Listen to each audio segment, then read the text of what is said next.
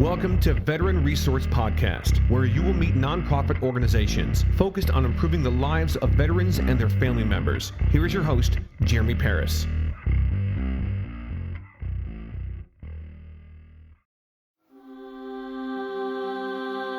Welcome to the VAP family of podcasts.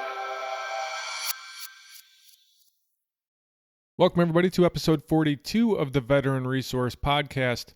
I'm your host, Jeremy Paris. And if this is the first time you're coming to the podcast, I just want to let you know that what we're doing here is we're interviewing a different veteran-focused nonprofit every single episode so that you, the veteran, can find out what opportunities and what organizations and programs are out there to help you and your family members. Today's guest is Elizabeth Herrin, and she is with the Pat Tillman Foundation. This is an awesome organization, and I really think that you're going to love this episode. A proud member of the 2010 class of Tillman Scholars, Elizabeth Herrin serves as Director of Programs and Scholarships, overseeing scholarship selection, engagement, and opportunities. She served with the Wisconsin Air National Guard from 2001 to 2008, assembling and transporting conventional weapons for F-16 fighter jets. She received her BA from the University of Wisconsin-Madison and her MA from the Johns Hopkins University, where her research focused on the federal government and veteran reintegration. She has worked on a wide range of issues facing Iraq and Afghanistan veterans for nearly a decade. She co-founded the Student Veterans of America and fought with a dedicated team of veteran advocates to successfully pass the post-9/11 GI Bill in 2008. She is passionate about learning people's stories, promoting all things Wisconsin, her faith, and coffee. All right, let's jump right into the interview.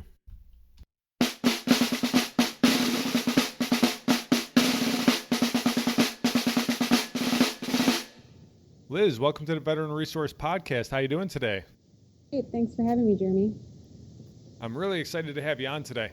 Yeah, I'm excited to be here.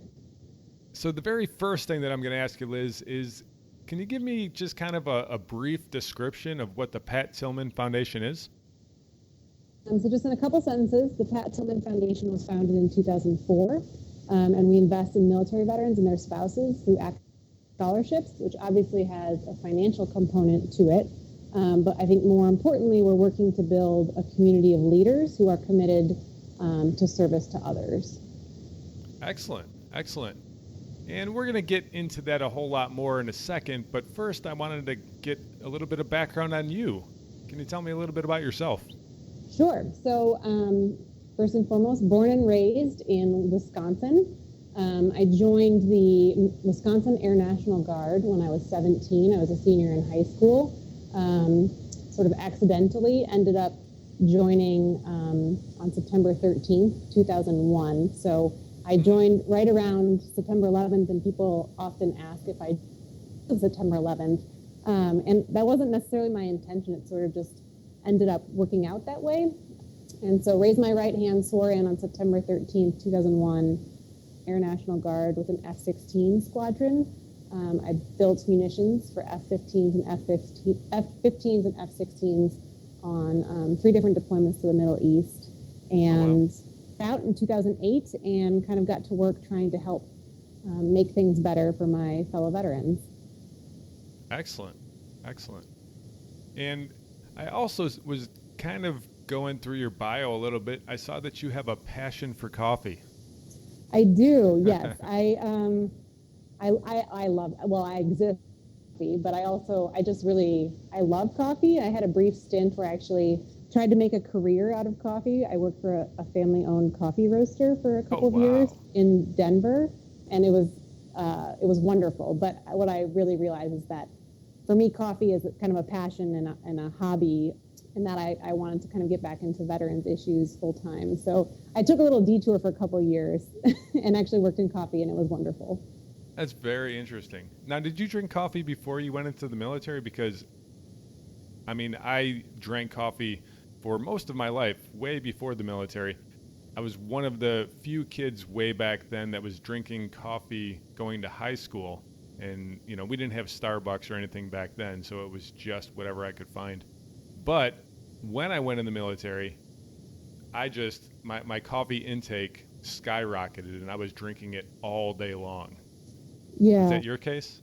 So I actually, I'm kind of thankful. So my parents were coffee growing up, so I always grew up with like the smell of it in my house and waking up to it in the mornings. But I'm actually thankful I didn't start drinking coffee until college. So I served in the National Guard, so I was in the military sort of at the same time that I was in college. And I'm thankful I didn't start before the military because I would have had to go through withdrawal in boot camp.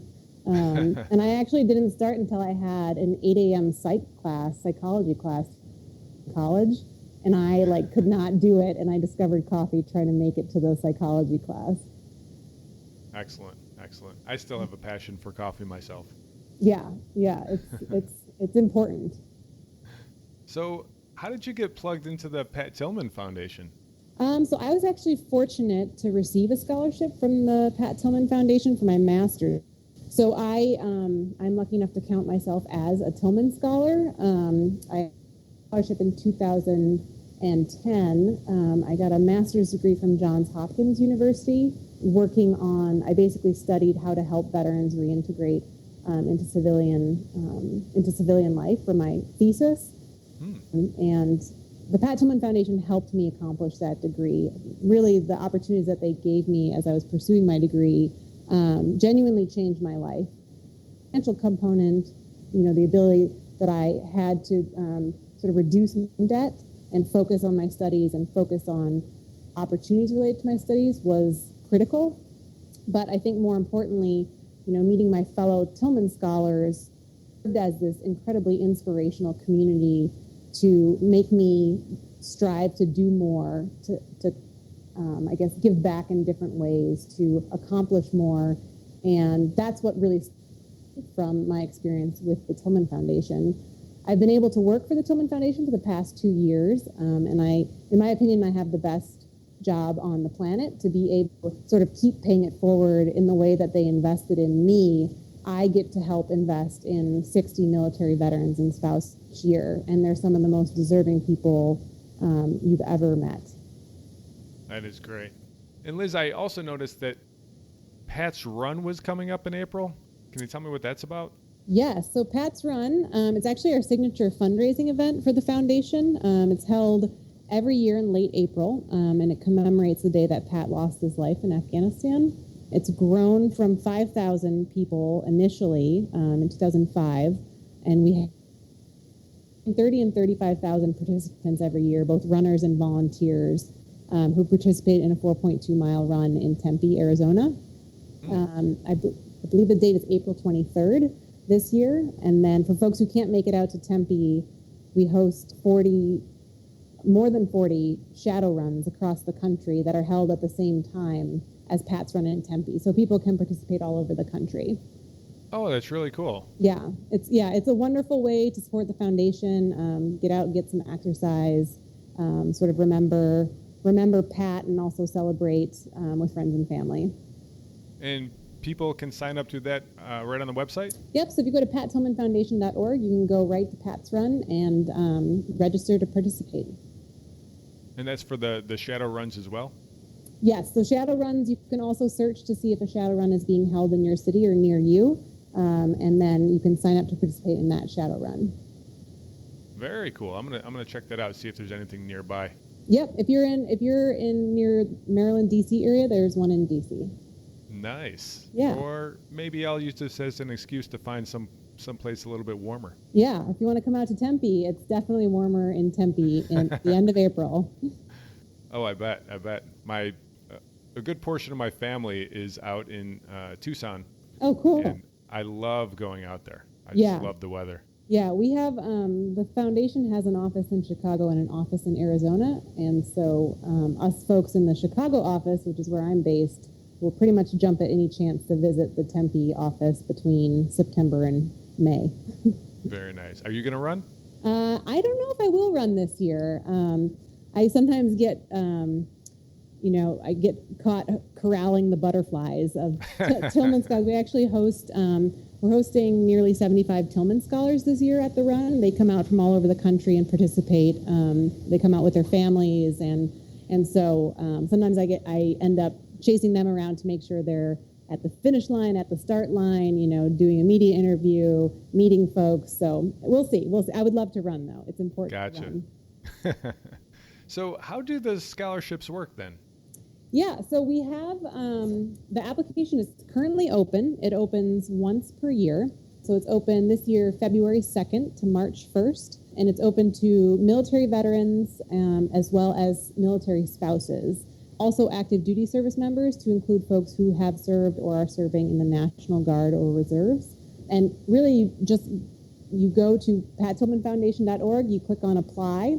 And it's a comprehensive application. We ask a lot of questions about military background, your educational goals, your future career goals, and basically how you want to make this world a better place based on the lessons you learned in the military, combined with the educational degree you're pursuing, and how you want to make an impact moving forward.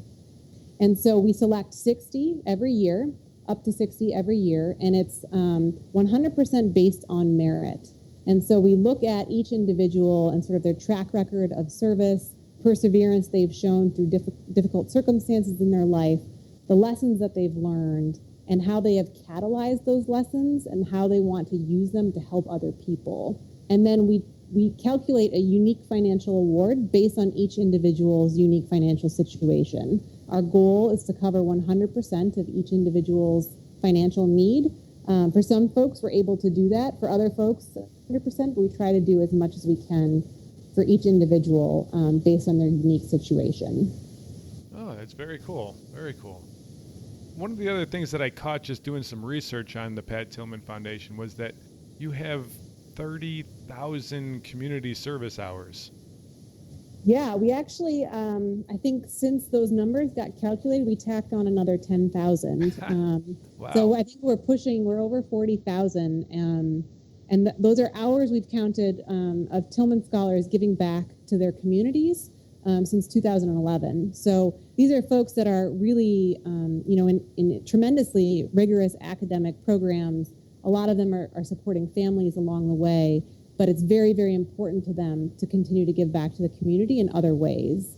And I think that's representative of the community that we're working to build. For us, the scholarship, it's not a gift.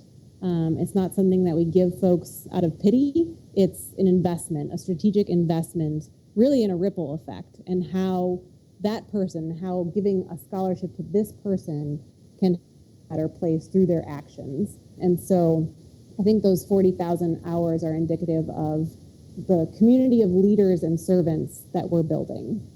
Wow, that is incredible. And I mean, they're taking what they know and their skills and what they've developed, and they're going in helping out the communities. And I could definitely see how, like you said, that's a ripple effect where other people are not only benefiting from that, but they're getting inspired by that, and they're standing up with them to help the community. Yeah, I mean, I think that Tillman Scholars, have gone on to serve in so many other capacities, both during their scholarship and after receiving it. So Tillman Scholars serve in leadership capacities in many other veterans organizations. They serve in leadership capacities, within Department of Defense, within the VA, Department of Veterans Affairs, in public service, local elected positions. But then also, many of our Tillman Scholars are, have pursued business degrees or medical degrees and are working in rural clinics and urban emergency rooms, putting their military experience, potentially, as a medic, went back and got a medical degree and are now, able to save people's lives in a way that they weren't able to before. And that's not even necessarily considered community service. That's their full-time job. So it's definitely a community of folks that is just really focused on making a positive impact in the lives of those around them. That's great. And Liz, you've been through both ends of this. You've been a scholar yourself, and now you're working to help the scholars. For the listener out there who's listening to this and trying to figure out if this is something they really want to do, something they really want to spend their time with, what would you tell them as far as should they go ahead and apply for the scholarship? Yeah, so we hear from a lot of folks, well, I don't think I'm qualified, or, well, I get the GI Bill, or I have voc rehab education benefits, so I don't really, please give the scholarship to somebody who does, has more financial need. And that's a generous spirit for sure. But I think the reality is, more than anything, we're looking to build a community of leaders.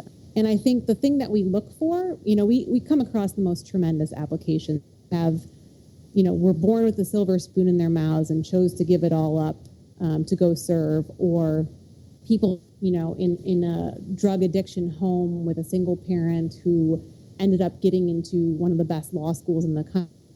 The community, there is no one story that's typical of the Tillman Scholars, but I would say the thing that unites all of them is heart and drive and passion and fury. And that's spirit of service is what we're looking for. So it's not just about having a stellar military record and, wanting to get an MBA and go do consulting work. We have those folks in the community, but they demonstrated how they wanted to use that to make the world a better place. I like that. Yeah. I also saw something that caught my eye right away, and that was Pints for Pat. Yeah, Pints for Pat. So that's an old tradition in Tempe, Arizona. I'll give you a little bit of the backstory. So Pat frequented this Irish establishment near campus at Arizona State, Rula Bula. And he would go in and he'd have a pint of Guinness at the bar. He would read, he would chat with the clientele, and it got so that he had a Guinness glass at the bar. And Nice. My understanding of the story is that he, before his last deployment, he told them to hang on to his glass, that he'd be back. And Pat's glass is still bar on a shelf. And so every year, celebrating the countdown to Pat's run, we basically just host a celebration at Rula Bula in Tempe, where folks can come and they basically can buy a Guinness glass that's engraved with a word that sort of is a testament to Pat's spirit of service that he lived his life by. And they can buy one of those glasses and have a pint and come out with their friends and family and celebrate the countdown to Pat's run. And we also have started doing it here in Chicago as well. Oh, that's very cool. Very cool. And you said it has a word on it. Is that a different word each year? It is a different word each year. Oh, cool. Lots of words are thrown at the board, and then we decide on one that we feel like really captures the values of the foundation and the values that Pat lived his life by, and that we haven't used before. That's very cool. Very cool. That might be worth going out to Tempe. Yeah, it's coming. I should do the math. I actually, the one we hold in Chicago is actually held in the fall. So Okay. The one in Tempe is coming up. You have time to go still. Nice. And Rula Bula is a very fun establishment. It sounds like it. Sounds like it would be. If you come out for Pat's Run, you'll find lots of folks there. Awesome. Okay, so you said that you are currently taking applications, and luckily, this podcast episode is going to come out in time. So any of the listeners out there that are listening, you have until what date to get your application in? You have until 11:59 p. Pacific time on March 1st to complete your application. 11:59 p.m. Pacific time, March 1st. Correct. So I believe you're going to have a week or two from the time that you hear this episode. So make sure, if this is something that interests you, you definitely go over to the website and you get connected and you fill out the application and you apply. Liz, before we get into the final three questions, I would love to hear some success stories. Yeah, it's so we have more than 400 Tillman Scholars at more than 100 institutions of higher education, and so we have folks all over the place. And I think it's so hard, just a couple. But I think one of the ones that pops to mind immediately is a scholar by the name of Kim, who I can kind of give you her life story. She was sort of pushed to go to, a great institution as a kid by her parents, who were very supportive of her pursuing education. She ended up going to West Point. She commissioned and served as a route clearance officer in Afghanistan as a combat engineer, where she was doing, driving very slowly, scanning for roadside bombs and IEDs. And, when she came back, she made the very difficult decision to get out of the Army, and she decided she wanted to pursue an MBA and ended up getting into Harvard Business School. And, she was sitting in class at Harvard Business School, and one of the professors posed the question, what would you do with your one wild and precious life?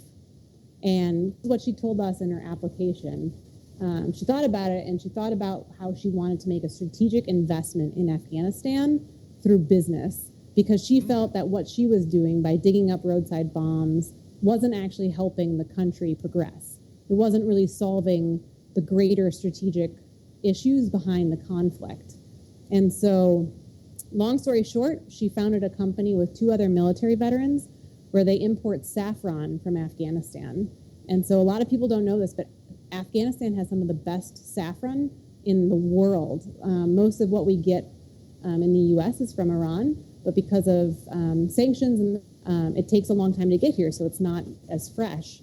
But importing directly from Afghanistan is some of the world's absolute best saffron. And so they've set up a business where they are able to pay direct wages to Afghan women as workers, and they are currently, their company, Rumi Spice, is actually responsible for 5% of the market of saffron in Afghanistan, and they were just founded a few years ago.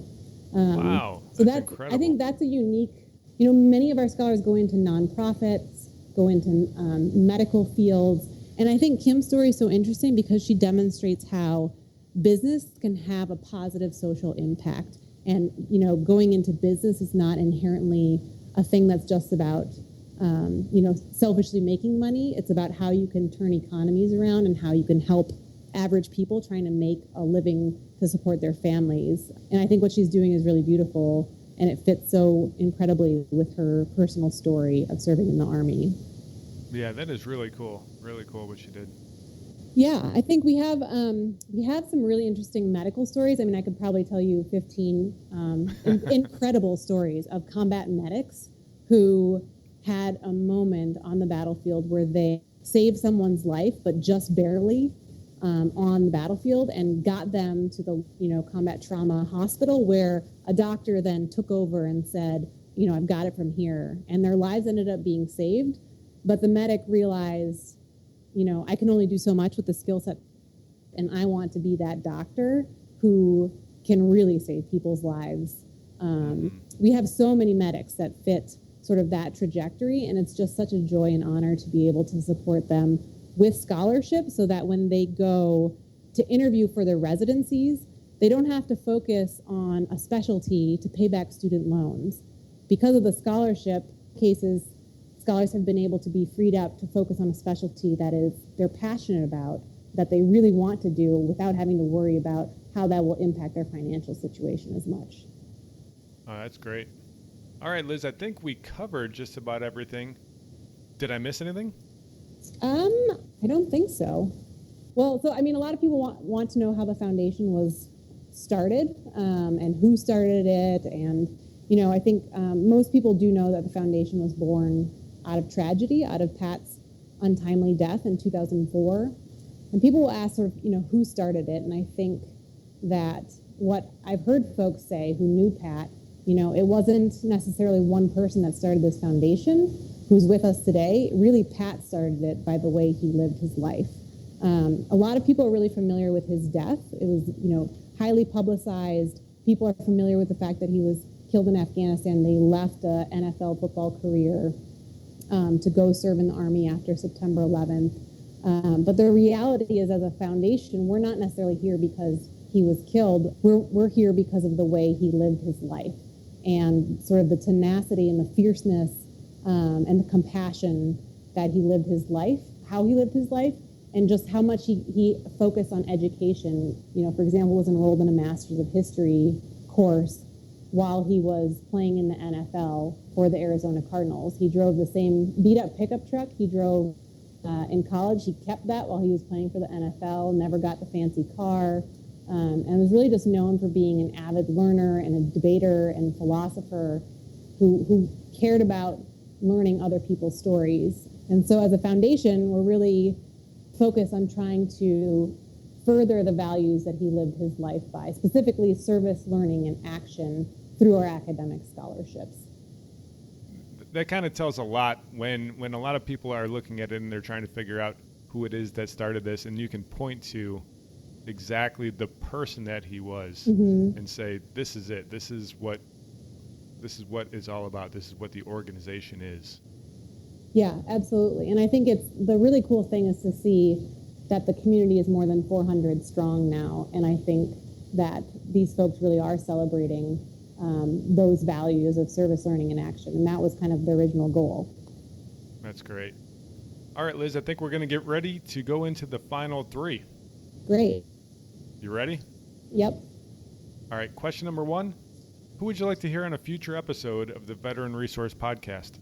So I actually should have researched all of the veteran, all the podcasts, but one organization that's a little bit newer that I absolutely love is an organization called Service to School. Have you gotten a chance to talk with those folks? I have not. Okay. I actually haven't heard of them. So I think they're doing tremendous work. And full disclosure, it was co-founded by a couple folks, 2 of which are Tillman Scholars. But they basically, their goal is to help veterans win admission to the best schools possible. And they do that by providing resources to help veterans crush the application process to schools. They go so far to pair veterans who are applying to institutions with other veterans who have matriculated through the institutions. So basically, they hand you someone who can tell you all the ins and outs of applying, interviewing, going through rigorous academic processes to get into school, which is just something that no one else is doing. And I think it's just absolutely tremendous that they're able to provide that level of one-on-one support to veterans trying to get into really great schools. That's great. And it goes hand in hand with what the Pat Tillman Foundation is doing. Yeah. So they help get folks into school. And then once they get into school, we try to help support them financially. I will definitely be reaching out to them. Cool. All right, Liz, what upcoming project has you fired up right now? So this year we're launching an initiative called Regional Foundation Captains, which I'm really excited about because as the network has grown, it's sort of outgrown the capacity of just a couple staff members at the foundation to manage. And so we've appointed regional captains who are Tillman Scholars or Tillman, alumni of Tillman Scholar Program, to basically serve as ambassadors of the Tillman Foundation in key metro areas. So we're welcoming on board 11 of them in early March, and they're going to be kind of coordinating events in their metro areas. They're going to be, kind of serving as point people for helping to grow the network. And I'm really excited to see how sort of 11 extra folks helping to grow this amazing community and this network of folks and make it more and more interconnected with one another and with local communities, how that will grow in the future. That sounds awesome. Yeah, we're excited about it. Okay, and the final question for you, this is the brain stretcher. If you woke up tomorrow and you found out that somebody made an anonymous donation of $10 million to your organization, what would you do with it?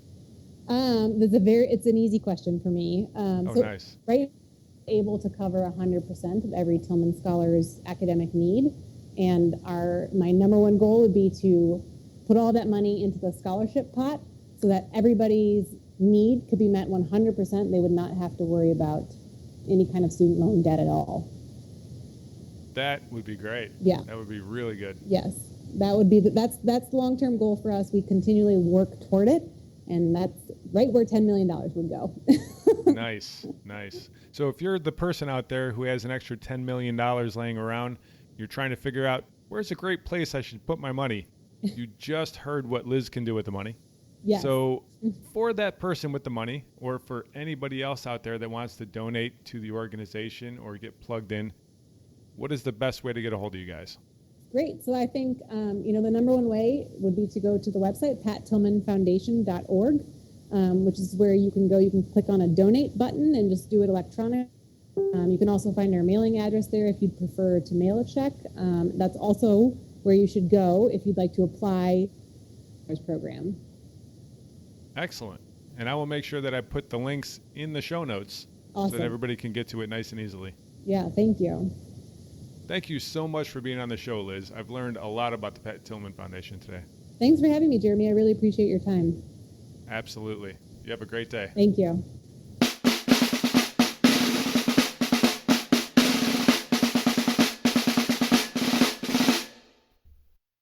Thank you so much for listening to episode 42. I love what Elizabeth O'Herrin is doing. I love the Pat Tillman Foundation. We've worked with them before with the Veteran Artist Program, and they're definitely one of those organizations that is a total class act, and they're doing some amazing things to help out the communities all across America. As you probably noticed, the audio quality was a little bit lacking today with this episode. We didn't have the best connection for our interview, and we tried a couple times to hang up and reestablish the call, and it got a little bit better here and there, but there was like a word here that dropped out and a word there. But I think that we got it edited pretty good, and all of the points that Liz was making definitely got across. And this was just one of those interviews that, you know, you don't always get the best quality when you're dealing with technology. We do the best to try to bring you some great sounding interviews, but content is king here, and everything that Liz was saying is things that you, the listener, need to hear. So I really hope that the quality of the audio did not get in the way of the message. I also would like to invite you to go over to the show notes page, which is at veteranpodcast.com/042. You can find the links to get over to the Pat Tillman Foundation. You still have around a week left to get your scholarship in. So if this is something that you want to do, I would jump on the opportunity like right now, today. Don't put it off. This could be an incredible opportunity for you. Thank you so much again for listening, and we will see you in episode 43.